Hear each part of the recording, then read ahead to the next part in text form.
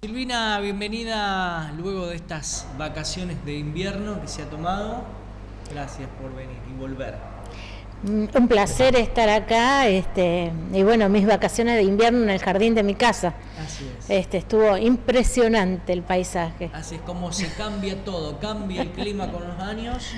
¿Viste? Cambian las realidades. Pero bueno, nuevamente retomando el ciclo habitual de cada miércoles y, como decíamos, con noticias trágicas. Esta semana, bueno, lo que es Venado Tuerto, la región con pérdidas fatales.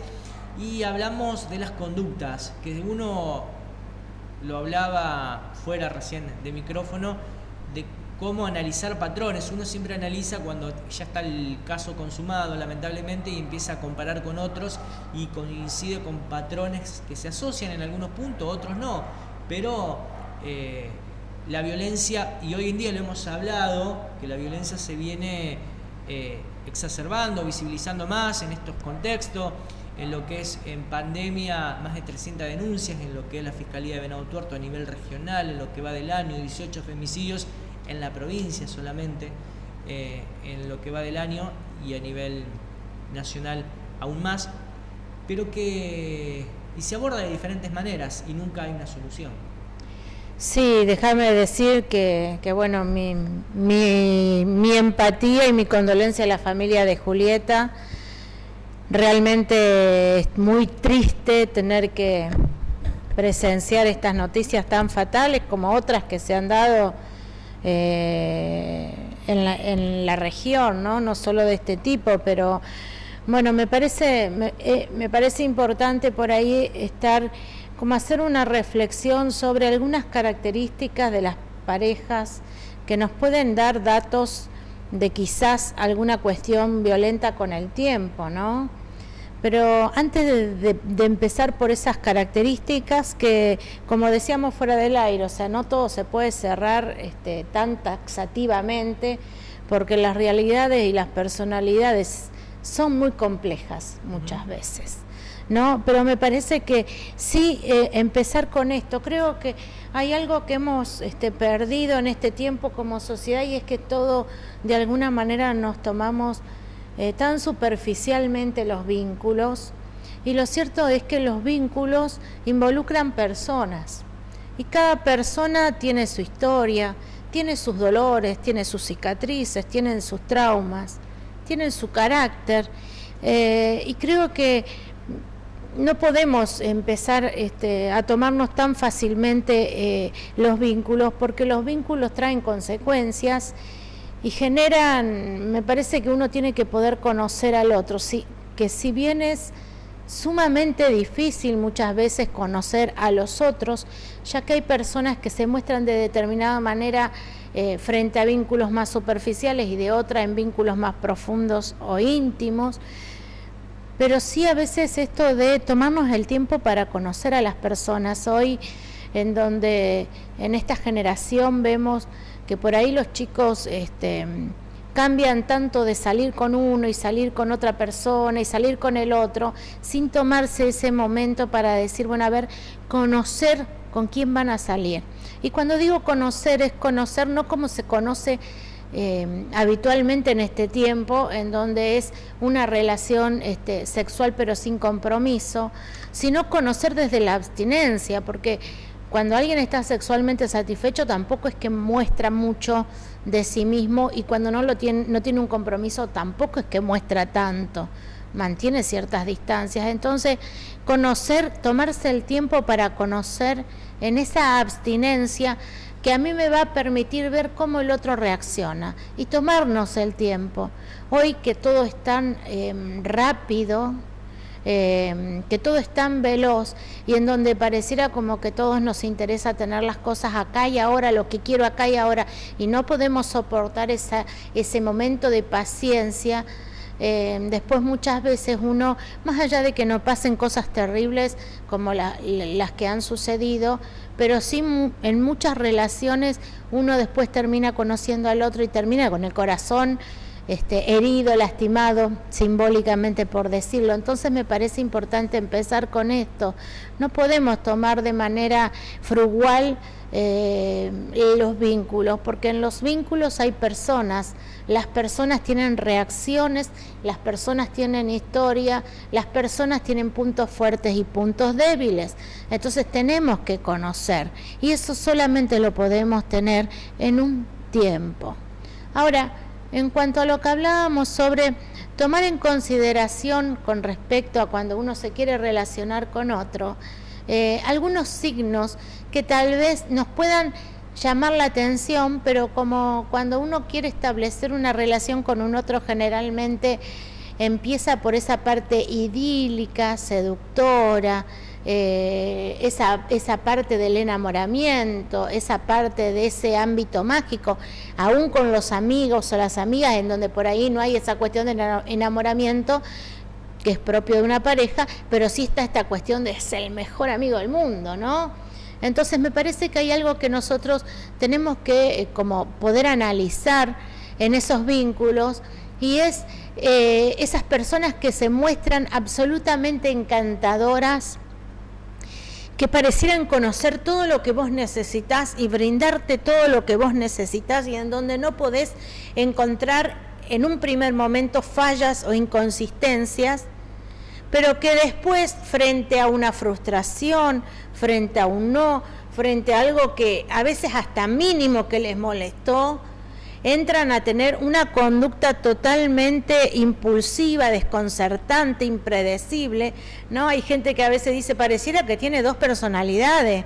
Uno es divino, es encantador, cuando estamos bien es genial, y el otro cuando se enoja pareciera de repente que lo toma otra personalidad y se transforma en alguien absolutamente impredecible, que quizás se enoja por cosas que son muy mínimas, pero con una explosión tan grande que no amerita a esa situación, y en donde muchas veces tal vez de ser ese hombre o mujer encantador, encantadora, que te dice que sos la mejor persona del mundo, lo mejor que le ha pasado, quizás explosivamente, de manera impredecible, desconcertante, en el siguiente momento que se enojó quizás por una pavadita, por una cosa mínima, tiene esta violencia verbal muchas veces, en donde de haber sido lo mejor que le pasó pasas a ser la peor persona del mundo, te defenestra de una manera tan violenta verbalmente, y ahí es donde nosotros tenemos que tomar en cuenta de estas particularidades, porque la violencia verbal muchas veces es la antesala a otro tipo de violencia, o a una violencia que se va a ir exacerbando y profundizando con el tiempo, ¿no? Entonces esto hay que tener en cuenta, esos ataques de impulsividad en donde de alguna manera tiene manifestaciones terribles frente a cosas que no son quizás demasiado importantes o lógicas, y se enoja tanto, no puede manejar o controlar la ira. Digo, hay cosas que tenemos que tener en cuenta, digo, ¿por qué? Porque si frente a algo tan mínimo se enoja tanto, imagínense frente a una razón justificada, ¿no? Y muchos se consultan cuando ocurren diferentes hechos de violencia en la sociedad, de la pregunta común y frecuente, ¿eso se puede detectar de alguna manera en la conducta desde cuando es chico? Porque se dice hay que educarlos de una manera, mi hijo es bien educado, no sé qué le pasó, o sea, con esas frases que uno viene escuchando últimamente con un montón de casos. Desde lo profesional, ¿hay algo que se pueda detectar que la conducta tiene estos rasgos negativos? Sí, por eso digo, me parece que es importante poder ver y darse el tiempo para conocer al otro, ¿no? Generalmente...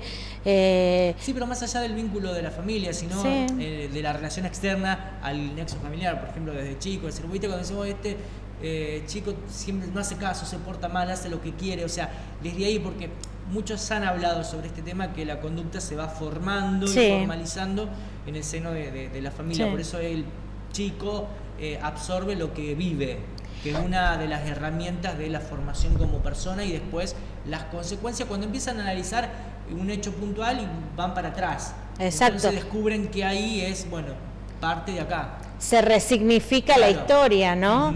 Sí, la personalidad se va formando y hay algo muy característico que son personas que no toleran la frustración ni los no. Y muchas veces no toleran la frustración o no toleran los no, porque quizás tuvieron padres muy complacientes que le dieron absolutamente todo, en esa necesidad de amarlos, de quererlos, pero no de enseñarles o educarlos en cuanto a poder soportar la frustración, encontrar un camino para canalizar la frustración y poder continuar adelante. Muchas veces estas personas han tenido historias, algunos han tenido historias terribles, con marcas traumáticas importantes, o con padres muy violentos o muy castradores, padres o madres, digo, ¿no? O muy avasallantes, en donde no han podido ir formando su personalidad en libertad, pero en otros casos muchas veces ha sido el chico que no soporta un no, que no puede adaptarse a ciertas pautas, no respeta nunca las pautas, porque no está acostumbrado. Por eso es tan importante, siempre digo yo. Los extremos son malos. Los extremos son malos. Hasta la violencia, el avasallamiento de la personalidad de un niño que se está formando, hasta el permitirle todo. Por eso yo siempre hago muchísimo hincapié sobre los límites, pero no los límites desde el lugar de la violencia, sino los límites desde el lugar de el amor, de la enseñanza y de la preparación para el futuro, de la firmeza. Cuando hay un chico que no tiene un límite, cuando hay padres que dan absolutamente todo y que no soportan el llanto, el berrinche, el enojo del hijo, y son muy permisivos, van generando en ese chico que no puede ir aprendiendo a qué hacer frente a la frustración. Entonces, frente a la frustración, como de niño aprendió de alguna manera que frente al no, haciendo un gran berrinche, puede conseguir lo que quiere, va aprendiendo de a poco que frente a la frustración tiene que explotar, ¿no? Que la explosión es el camino, y no va adquiriendo esos elementos que todos vamos adquiriendo, viste, cuando los chicos son chicos, los padres le dicen que no, o le pegan un reto, te vas al dormitorio, bueno, se va al dormitorio llorando, despotricando, que sos mala, y después vos vas y lo encontrás jugando, ponele. Ese camino, esa situación en donde de llorar y de tener ese berrinche pasa a transformarlo en un juego o en otra cosa, ¿no? Viste que a veces hay padres que te dicen, yo le pongo en penitencia, pero pareciera que no le importa. Bueno, a ver, es como que empieza a encontrar un camino para transformar la frustración en otra cosa y no quedarse en el lugar de la frustración. Esto, cuando se permite absolutamente todo y no se pone límites, generalmente no se aprende y trae enormes consecuencias en la vida de los adultos, ¿no? Porque son adultos que no pueden soportar una frustración y que frente a la frustración se enojan muchísimo, violentamente, son impredecibles porque no han encontrado esa forma de hacer frente y transformar la frustración, ¿no? Y esto es algo que se va viendo, ¿no? Por ahí cómo verlo desde afuera, y a veces esto de ver el mal carácter, ¿no? Muchas veces hay personas que ya tienen esta particularidad, dicen, no, es un loco, no, tiene mal carácter, no, siempre reacciona mal.